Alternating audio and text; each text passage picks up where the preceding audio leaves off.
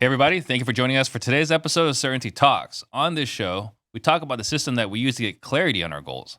Certainty, we have the tools to reach them, and wealthy on our terms by rigging the game in our favor. And we share it here because we want to help you reach your goal on your terms. You've often been told to buy all these different products from all these different people, often with good meaning.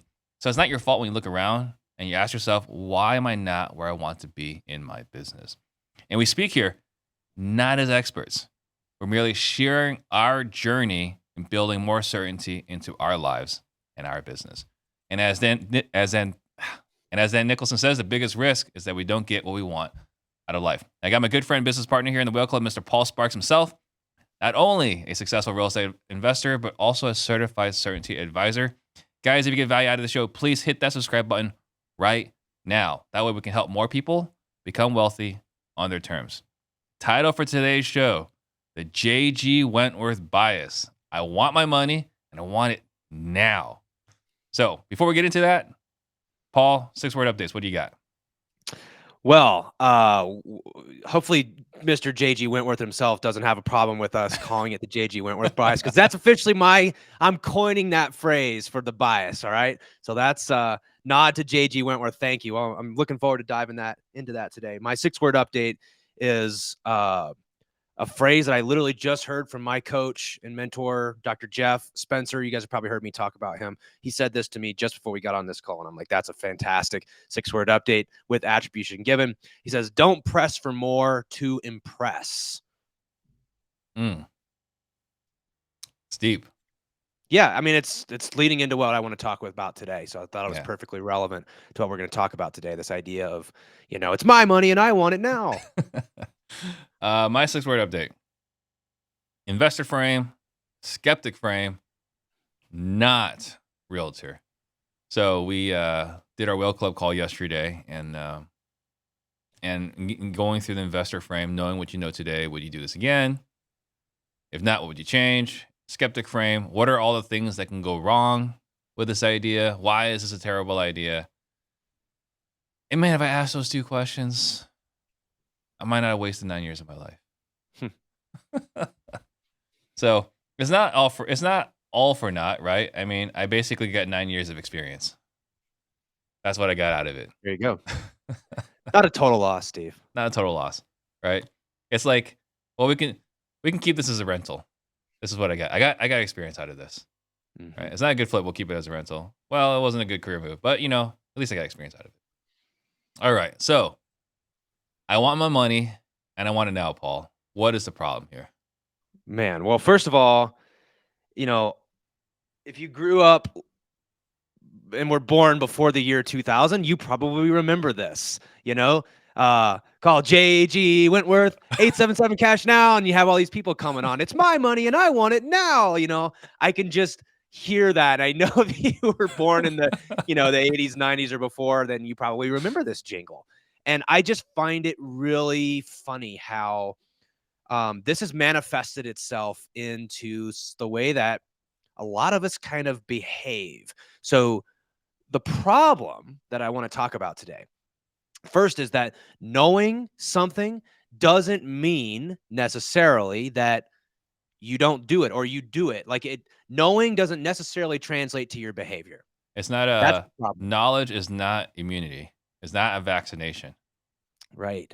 It's sort of like we all know, well, just because you know how to get a 6-pack abs doesn't mean you have one.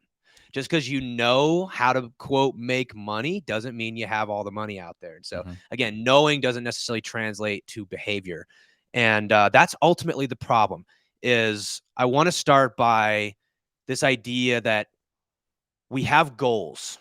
A lot of us have goals. We want to make a certain amount of money. We want to live a certain lifestyle.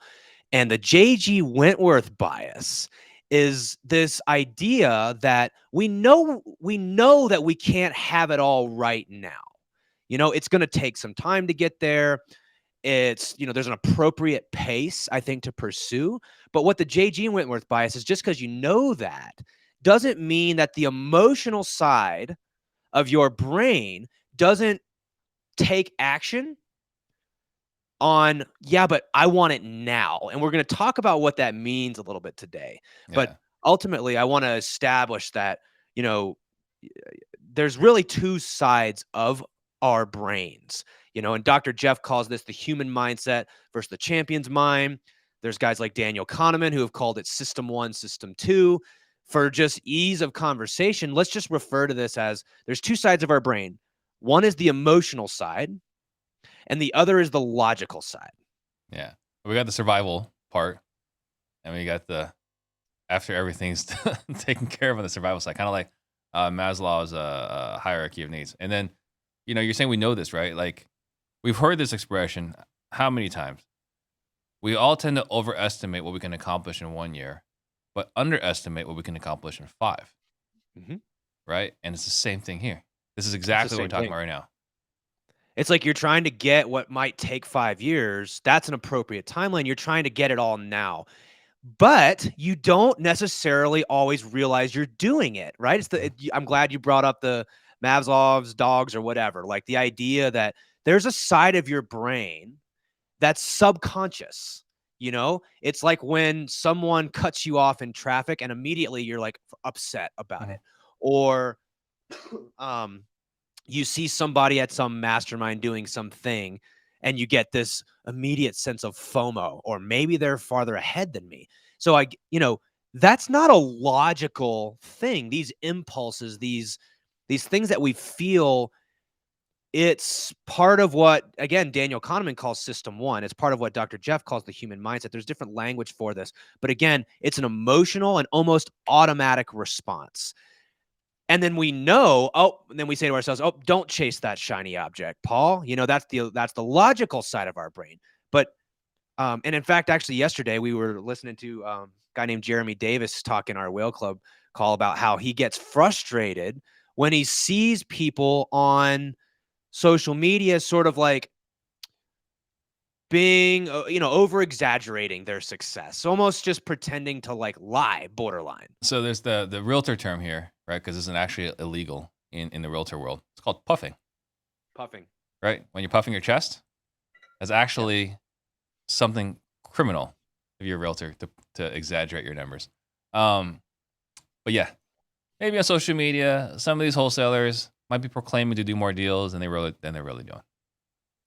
Yeah, and I mean, and it's like his whole point was, well, I feel this way when I see that, and what do like my point is like, well, that feeling's not going to ever go away. That's like an automatic response. Yeah. That's the emotional side of your brain reacting to something. Mm-hmm. Then you have the logical side that says like, well, maybe just unfollow them. Mm-hmm. Maybe like don't look at that. But again, what I want to get across here is that the emotional side, the system 1, the human mindset, it gets first dibs all the time, every time. And just because you know something, the logical side of your brain knows something doesn't mean that the emotional side doesn't have a reaction or Mm-hmm. doesn't cause your behavior to change, right? Oh, absolutely. I mean, we see this anytime. Like we have someone going through an emotional moment, and we explain to them logically how it's not as big a deal as they're making it. Never works. Right.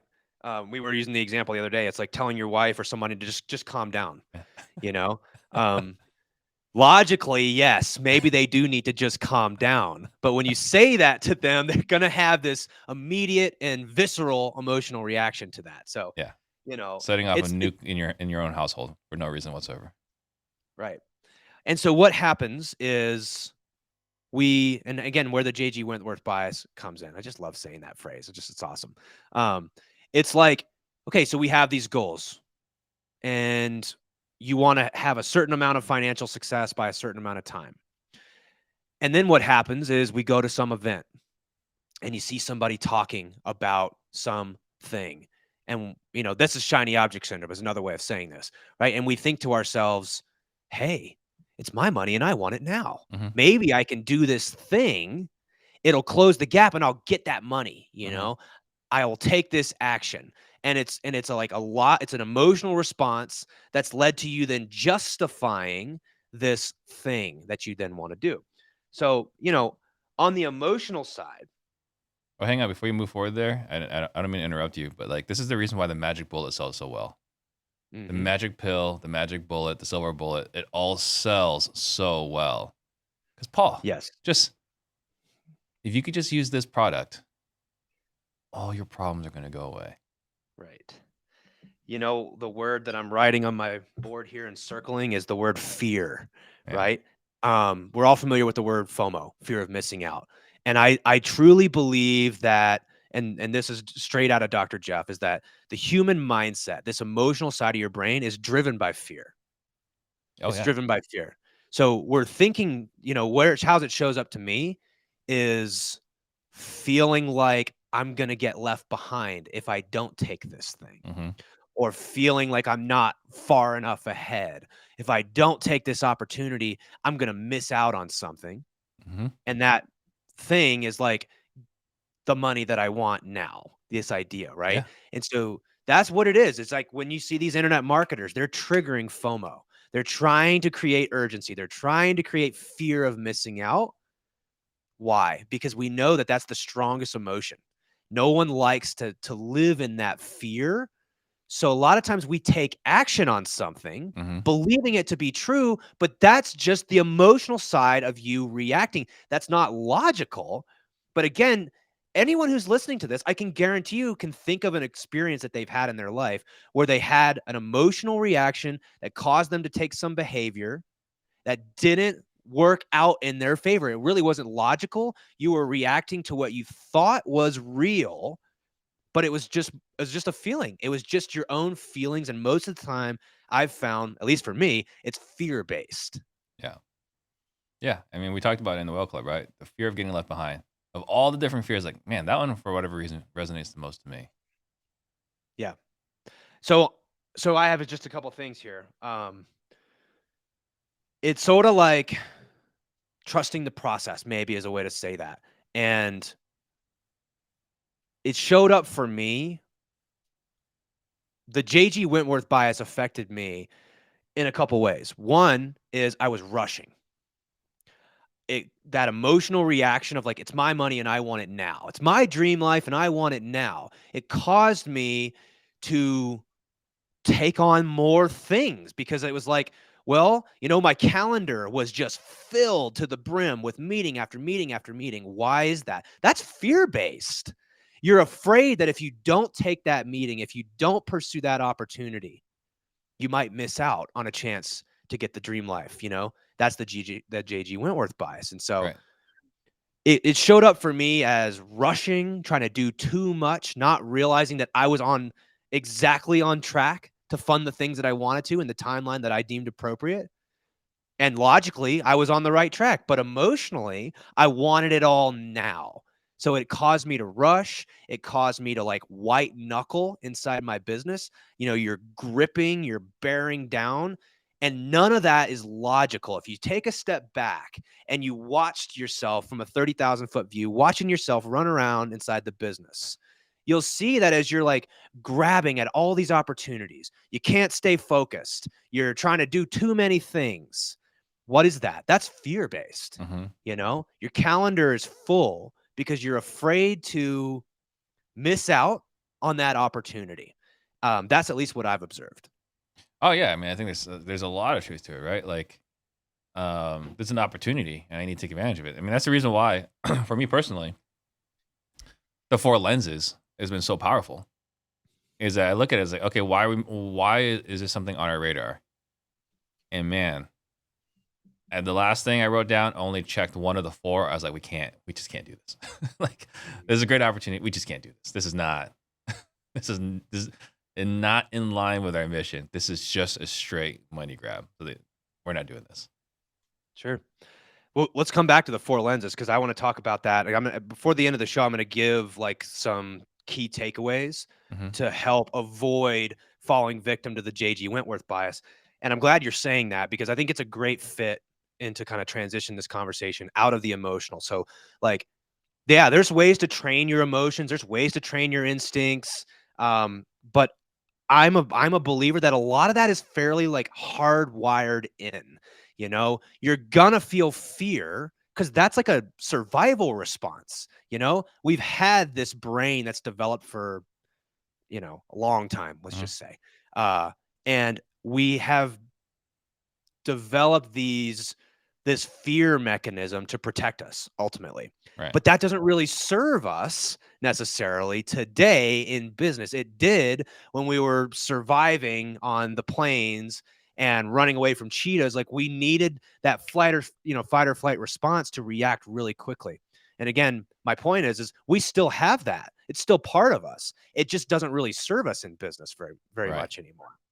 Yep. So we have to recognize that the emotional side of our brain is going to do certain things. It's like with Jeremy, you're going to react, man. Like, you're going to have a certain reaction to that. Your wife's going to have a reaction when you tell her, just chill out, right? Yeah. Logically, maybe that is the answer. But my point is we have to start as it's my opinion that if you want to be a great decision maker, if you want to be a CEO and lead businesses and investments, you have to get good at setting up bumpers for these emotional reactions. We're all human. We don't get to like just opt out of that. It is. Mhm. So what we really need to do is recognize that we need tools and frameworks to work through.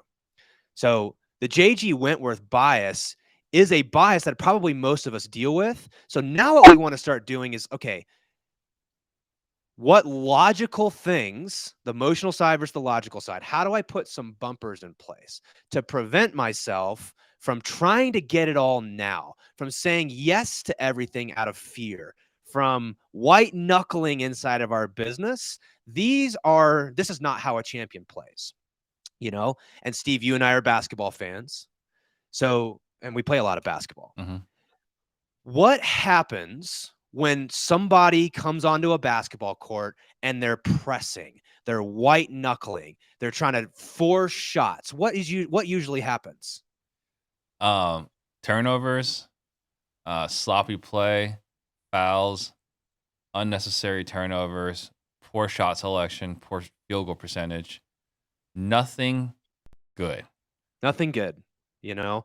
And so what does coach tell you when you're playing? He says, "Let the game come to you. Mhm. Let the game come to you." Take what the defense gives you. Right. Work the process. Trust the process. Work the process, trust the process. You can't force it just Mhm. because it's your money and you want it now. Right. I know you want to score that three, but if you keep jacking threes up in contest, you gotta work the defense. You gotta take what the defense gives you. We play we play up to 15 twos and threes, right? Yep. The worst time is when someone has 12 points cuz there's only one shot they're looking for, Mm, you that's know? really good. And I become a phenomenal defender when I know you want to shoot a 3 because now I don't have to worry about you driving by me. So I've become a great defender because my foot speed is no longer a problem. Okay, first, so you play by twos and threes. We play by ones and twos. In the It's always past, that's how we always played, yeah. But yeah, this group of guys, they play twos and threes. See, I wish we played twos and threes because I score a lot in the mid range and like I'm a taller guy. So, the kids who can jack up threes, like a two, when you play by twos and ones, threes are worth much more Mhm. than when you play by twos and threes. That's my preference. Anyways, side tangent for those basketball fans. Sorry for Yeah.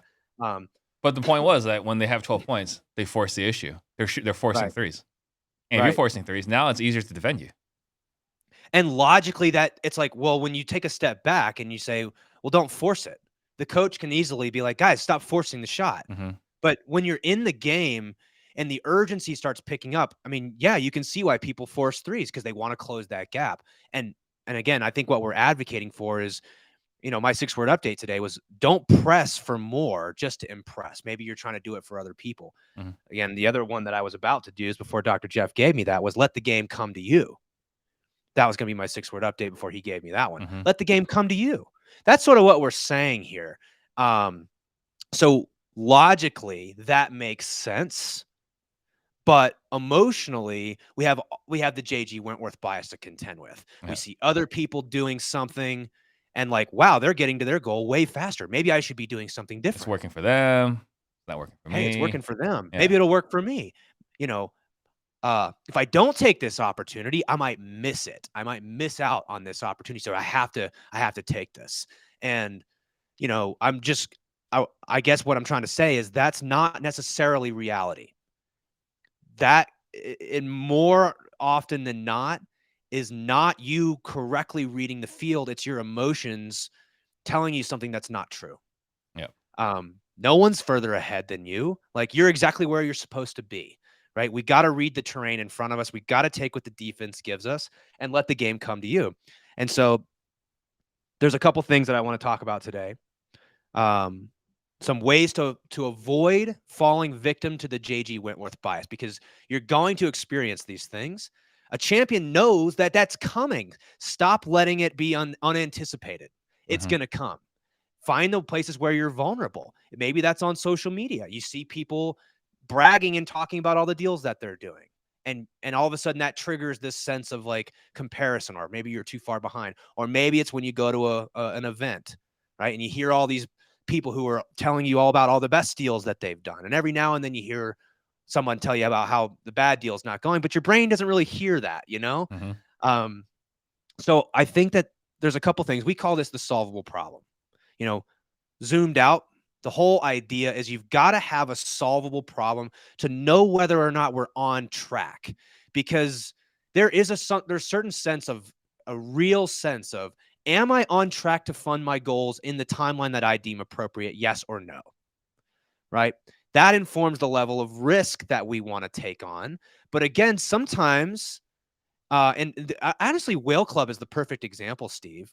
You know, when you look at our sales and you look at the growth of our business, if we do nothing, within about a year, we're going to be exactly where we want to be. Mhm.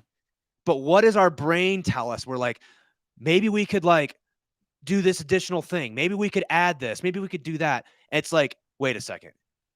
You're literally on track right now, if you do nothing else, to fund your goals and to get to the place that you want to in the business, and in a timeline that you said was appropriate like 6 months ago. Right. But the JG Wentworth bias starts creeping. Maybe I can get it faster.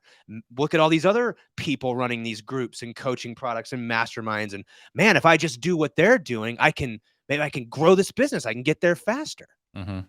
This is what we mean by the JG Wentworth bias, Oh, right? yeah. And we were fighting this too. And the answer is do nothing. You're on track. Funny, That's man. hard. It is. Because again, this is deep. See, that's why we're talking so much about like the human brain and the psychology of the human experience. Is like we all feel this, and just because you know better doesn't mean that you still don't feel that, and that doesn't influence your behavior. Yeah. So you need a mechanism to know whether you're on track to fund your goals. We call that the solvable problem.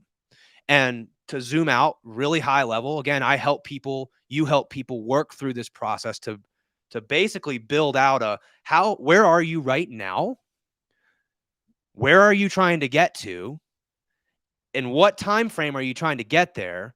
And are we on track to do that? Yes or no? If we're not, we may need to take a little bit more risk. If we are, let's take some risk off the table. Right. It's as simple as that. So from a high level, JG Wentworth bias, it's going to tell you it's my money and I want it now. And I want it faster. Mhm. But we have to use the first bumper is like, am I on track? Am I on track to fund my goals? If you don't have a solvable problem, and we use this phrase closer versus more, closer over more.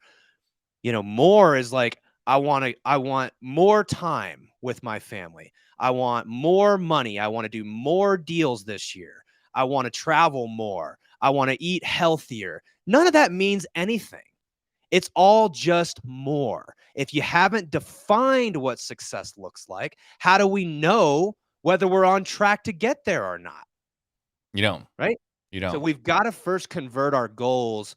That's the SMART goals. We all heard that. What is it? Specific, measurable, attainable, Relevant. relevant, and time Time frame, bound. something like that. Time Time bound. bound. Yeah. I mean, we're not saying anything really too dissimilar than that. Mhm. You've got to have a time frame on it, and then let's measure what like percentage return. How much money do we need to make per year? or keep per year or whatever to be on track to fund that. Everybody's different, but that's step one. If you want to avoid the JG and Wentworth bias, it's you got to get clarity on where are you and where are you trying to go. Right. So that's the first one. Anything to add to that? No, I think that's a great bumper. Yes or no? Are we on track? Yes or no? So if you can't answer that question, or if that question seems a little like, maybe you kind of know, but you don't have like, if you can't pull that out, within 5 minutes of me talking to you and show exactly where you are, you probably need more clarity on that. Mm-hmm. Again, it's hard to get what you want if you don't know what you want. Right. So put some numbers and some dates to it.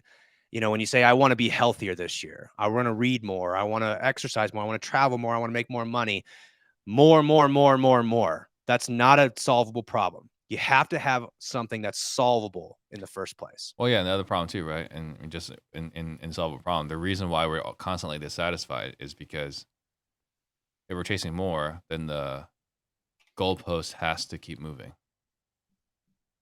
right? Because if we're not growing, then we're failing. So we have to keep moving the goalpost to define success, and that's what leads to the gap in the gain challenge. Yeah, that's true. Yeah, so the next thing really is what I call appropriate timelines, appropriate pacing. It means Rome wasn't built in a day, maybe is another way to say that. Mm-hmm. It's like, and it's unreasonable to think that you could do that. So what's a reasonable time frame and an appropriate pace to get there?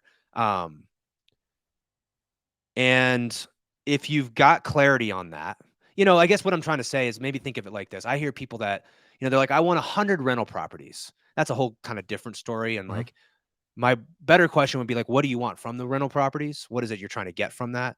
But they say, I want 100 rental properties in the next year or 2 years or something like this. I'm like, great. How many do you have now? Like 3. I'm like, I'm all for setting big goals, but they need to be appropriate with appropriate timelines. Yeah. And I just because you've seen someone that's done it before doesn't mean that that's appropriate. Dare I say, maybe they got lucky, right? Mm-hmm. I think we underestimate the impact of luck when we win, and we overestimate it when we lose. Yeah. Means like, hey, we won, we did really well. Yeah, that wasn't luck. That's because I made good decisions and I was in the right place and I knew the right people and yeah. But when deals go bad, it's like, oh, that was bad luck. Yeah. Well, and they go back to the 100 doors thing. Like, yeah, maybe they have 100 doors. But A, we don't know how happy they are that they have 100 doors. Right? Not to say that they're unhappy. We just don't know how happy they are. And then B, when you set an aspiration, you set a number, right? When we're naming that puppy, you don't know how happy you're going to be with 100 doors. Yeah. You don't know how happy you're going to be with 20 doors. Right? So let's get to 10. Then see if we still want 100. Get to 30. See if we still want 100. And get to 100. But this is the problem is we don't, there's not a lot of things that Grant Cardone does that I do like. But one of them that I do is the 10x rule. Everything is 10 times harder than you anticipate it's going to be. So like, yeah, I want 100 doors, but you don't. And he's like, here's what it's going to take to get here. Here's all you got to do. Here's all the systems we're going to need. It's like, you haven't done it yet. You don't know all the systems you're going to need. You have an idea because you see what these other guys are doing, but you don't really know how you personally are going to like it. And that's the reason why we buy so many properties from tire landlords. Mm-hmm. That's a good point. You think that you want something because you see somebody else doing it. That's fear-based, I think it's fear-based.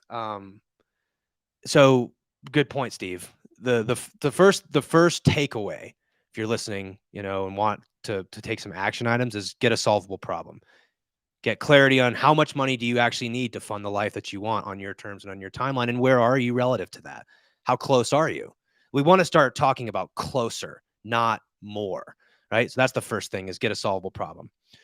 I think the second is a phrase that Dr. Jeff uses with us all the time. He says the number one word in a champion's vocabulary is what? Restraint. Restraint. I hate that word. I know it's hard. I'm getting more familiar with it. We're building a better relationship, the word and I. But it's like it's not as bad as the word compliance, but it's up there. Compliance is that's a terrible word. Manny, scrub that out of the bleep that out if you could for us. So yeah, the number one word in a champion's vocabulary is restraint. It means you have to learn how to say no. You have to learn how to recognize that your JG Wentworth bias is going to say that it's my money and I want it now. It's my dream life. I want it all right now. But that's not reality. You got to show restraint against that. Yeah. You got to have appropriate pacing and appropriate timelines. Again, I reference Dr. Jeff all the time because he's been a huge influence in my life. First of all, if y'all are listening and you want to learn more about Dr. Jeff, I think it's Dr. Jeff Spencer, drjeffspencer.com. You can check out this guy and learn more about him. And sorry, I lost my train of thought. Number one word is restraint. Gosh, I just went blank for a second. Well, while you're getting your thoughts, just real quick, for those of you guys that watched the previous episode, the G.I. Joe bias, right? The G.I. Joe bias, meaning knowing something does not mean you're immune from it, right? And we touched on that a moment ago, but this is not something like you know it, you never have to worry about it again. It's really you know it. Now that you know it, you recognize it at some point, and over time, as you develop this muscle, you'll recognize it sooner. It's like, oh, JG went with bias again. That's right. Okay, remember what I was going to say. First of all, love the JG Wentworth bias. Just because you know The G.I. that Joe you bias, struggle with this. G.I. Joe. Just because you know you struggle with something doesn't mean you're immune from struggling with it. Knowing is not going to enough to translate to your behavior. But, he tells me this story all the time about, he's like, Paul, you know who the most likely to wreck the Formula One car is in Formula One? You know who the most likely is to wreck it? The rookie. Why? Because they don't quite understand the bounds. They don't quite know how fast they can take that turn. They're pushing their limits. They're pushing their boundaries, and they're always the one that wrecks the car, right? And so part of what means to go from a rookie into a more experienced driver or investor or entrepreneur is recognizing that the worst thing you can do is crash the car. There's an appropriate pace that we want to approach this with, and that requires restraint. And I think that's a sign of maturity.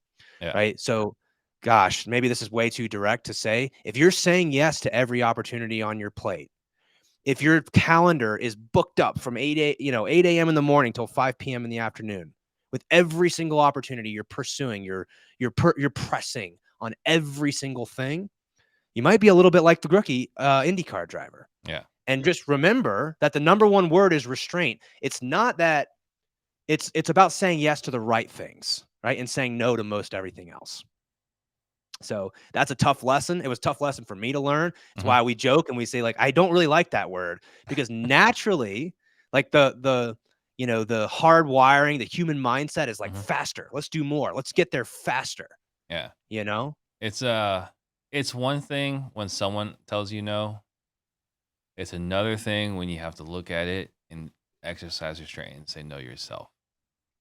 It's easier, tough to swallow, but it is easier when someone else tells you no, right?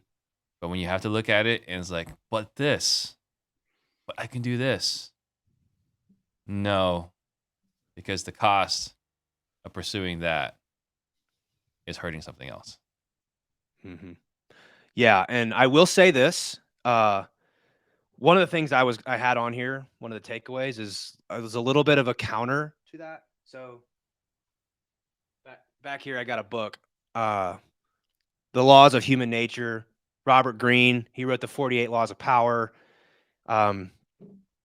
This is his writing is not exactly, excuse me, PC. No. But what I love about Robert Greene is he's got all these laws, he's got all these principles, and you read an entire chapter about why this law is true, examples, case studies, case in points, all this stuff. Then you get to the very end of the chapter and he says, okay, now here's why this is not true. And here's the cases where this isn't true. So first of all, like none of this is nothing is always right in every circumstances, Hmm. right? Like there's exceptions to the rule, is I guess what I'm trying to say. But what I want to bring up now is that, actually you and I talked about this on this call this week. I proposed this to the team. I was like, what's the, focus versus an open loop? How do you balance that? How do Hmm. you balance this idea of staying focused on what we know to be true and remaining open to the infinite number of possibilities that could also help us get where we're trying to go faster? Right? The problem is, though, is that we go all in on these infinite possibilities. So what I'm trying to suggest is that you can stay focused on what we know that works. We're on track. Keep doing the things. We call this barbells. It's another way of saying this. It's like building reliability and going after what we know to be true and playing what Dr. Jeff calls a soft offense with these other things. It means it's okay to lightly press on some opportunities, take Hmm. some really small steps to Yep. explore these other possibilities and options. But it's when we subscribe to this take massive action on this thing, and you're like, you see somebody doing land entitlement, and then 4 days later, they're like, yeah, I went and built all these SOPs out. I did all this sort of stuff. And yeah. And it's like, man, you're pressing, you're Hmm. going all in on something until we've gotten data to support that might be a Yeah. better route. You've So over invested time into something that you didn't even know you were going to do or not. that's right. And it's all human mindset, Yeah. emotional based, right? You see this, it's fear based. Right. Um, and so I guess what I'm saying is it's a little bit of both. You've got to have focus on what we know to be true and hold this open loop and explore things. We Hmm. call it a soft offense. We call it micro stepping. It means you can lightly press on some of these opportunities and see what gives. Because the takeaway that I wanted to have here is be willing to change your mind. Don't be so fixed and rigid on exactly how you thought it was going to be. Right. So this is like the Robert Greene, the opposite of what I'm saying, right? It means as long as you're on track, it's okay to do nothing. Hmm. But at the same time, stay open to the infinite possibilities that you may not have been aware of yesterday that are going to come up, and be someone that's willing to change their mind when you have the data to support that, right? It means don't make impulsive decisions, but be willing to change your mind. Yep. Yeah. And it's this, I mean, I can say, for myself, like, okay, well, we're going to focus on the sales thing. We're not going to pursue these other opportunities. And you find out that you play basketball with a guy that, co-founded a company that did really well on Wall Street. And you find out that you meet a person at an event who's like, hey, I like what you do. I like the way you carry yourself. Let me introduce you to all these other private equity firms and family offices. Like, Mm-hmm. I'm trying to focus on the sales thing here. Like, you're not helping, right? But what do? We soft press, see what's there, and we like the way that goes. We can evaluate, but we're not making drastic changes or commitments. Let's bring this back to basketball. Yeah. It's the definition of taking what the defense gives you. Yeah. You might have this move and it works. It works. And you can get by that defender. But then he cuts you off. And so you try a different move, Hmm. right? The one that you've been fiddling around with in practice. Right. And I guess that's my point is it's okay to be focused and follow what you know to be true, while also holding what you're saying, like every now and then you're going to be given this opportunity, and don't have your head buried in the sand. Yeah. Be Yeah. I'm just willing to thinking, change your mind. for me, the tried and true is a catch and shoot. That's a tried and true. But every once in a while, they're sprinting to contest. Take what the defense gives you. You That's right. adjust. Wide open layup. Swing to someone else. Right. Yeah, I mean, I just imagine like how bad of a basketball player you'd be if you're like, I only have one move. It's like the NBA, Mhm. like 2K, whatever. And like you try this same move and the guy cuts you off and you just keep, glitching at him. It's like, dude, that's not how you play basketball. You have to read the terrain and take what the defense gives you. So my example when I used to do this in sales training, I don't use this anymore. Poor guy. So I always talk about take what the defense gives you. Like the best example is Le'Veon Bell, right? He just took what the defense gives him. And on the opposite end of the spectrum is every Cardinals running back in the history of our franchise, right? They just see the offensive lineman has not created the hole, and they'll still run that hole that doesn't exist. That's forcing the issue. But the other side of that is Jokic, who has the same move, man. You can't beat that little flip jump hook that he's got. And so he goes to that over and over and over and over again because he knows that if he makes that, like, we're going to win the game most of the time. So, everything else I opens don't up. want this to come across as like contradictory. Mhm. It can be both, it can be both. Yeah, be So receptive, listen, but don't make drastic changes. Do a soft press when certain opportunities present themselves. that's right. Last thing I want to talk about is, well, I guess there's two things, and I'll cover them quickly. We use this phrase, play your game. It's the same reason why with racehorses, they put blinders on them, because it's really hard to just stay focused and run your race. Let the internal source of what you like and what you're good at and what like draw you to the next thing, the next decision. Let's not look at external people and make a decision on, well, I like what they're doing. Well, I like what they're doing. And I just think that's the backwards way to do it. It's the ultimate, what we say, play your game. Yeah. It means if you're a shooter, shoot. If you're a post player, play in the post, like play to your strengths and stop worrying that this other guy is a great dribbler. It's like, look, that's not you, man. Like I'm like a 4, like a 3 or a 4. My game, I know my game. And I don't try to be the guy that's like taking the guy down in the post or, I'm a one dribble, get my shot up, kind of guy. Yeah. And I know my game. And I guess that's what I'm saying is it's okay to play your game in business. It's the fastest way to success. It's the fastest way to loving what you do also.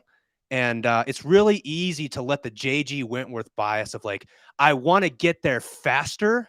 So therefore, let me also try to be a point guard and let me also try to play in the post and get rebounds. And let me also do this. It's like, man, if you think about that in terms of basketball, you'd be a psychopath running all over the place. It's like, dude, slow down, stay in your lane, let the defense come to you and play your game. We want you to take your shots. And so I think that's really, we can just leave it there. Yeah. I was going to say the last one is set up bumpers, put some things in your life to keep you from falling victim to that. Know where you're weak, have awareness to know where your biases show up, right? And figure out how you put some bumpers in place. It's like, don't bring the ball up the court, get out of the post. You're not a post player. Like whatever those bumpers need to be for you so that you can avoid falling victim to all these things that we've talked about, these emotional responses, put some bumpers in place. Yeah. Yeah, that was simple, right? Like, again, summation here. Beware of FOMO or fear making you take unnecessary steps, but also at the same time, be receptive to other possibilities. Mm-hmm. Yeah, I mean, I'll run through them real quick. First is have a solvable problem. If you don't have a solvable problem, we can't tell whether we're getting closer or not. We have to know whether we're getting closer. Otherwise, you're just chasing more, and that's not solvable. You'll never get there. Yeah. Right? You'll never get there if it's just more. The second thing is show restraint. It means it's okay to go to your main move that that works, right? Even though there's probably other cool moves that other people are doing, it means show some restraint. And think about the IndyCar driver, right? We're using so many references today. I don't know if I'm like being way over the map, but point is show restraint. The number one word in a champion's vocabulary is restraint. But also number 3, be willing to change your mind when presented with new information. Yep. Be someone that updates their operating system when new information presents. I mean, that makes total sense logically, but emotionally, that's what we're really talking about is how do we wrestle with this on the emotional side? Yeah. The fourth thing would be play your game. It means like, you have strengths, lean into those and don't worry that somebody else has a different strength than you.